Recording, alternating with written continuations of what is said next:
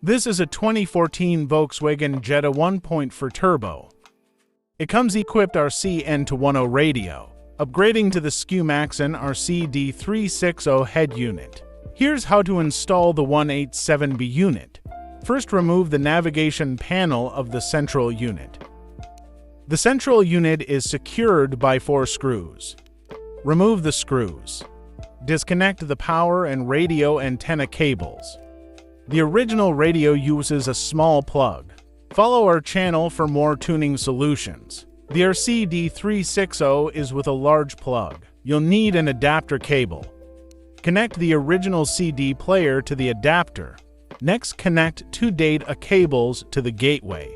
The gateway module is mounted above the accelerator. Inside the dashboard, first remove the lower panel. It's held by 3 screws. Next, remove the air duct. The duct is secured by 2 screws.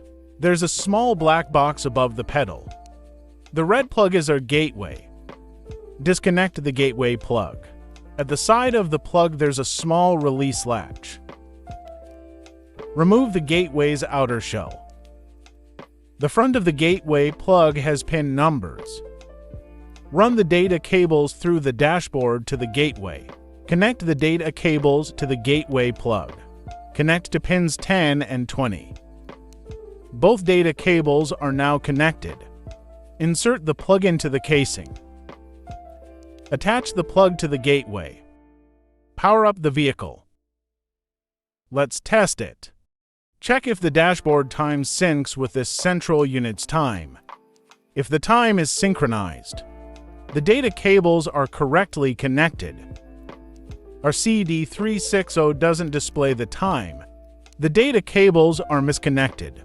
Remove the gateway module plug. Swap the data cables and reconnect to the gateway.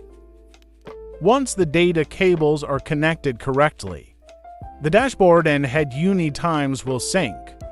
Set the headlights switch to parking lights. SCUMAXCON button will light up along with other modules. Turn the switch to parking lights mode. Let's test it. Check if the backlight turns on. Test the backlight.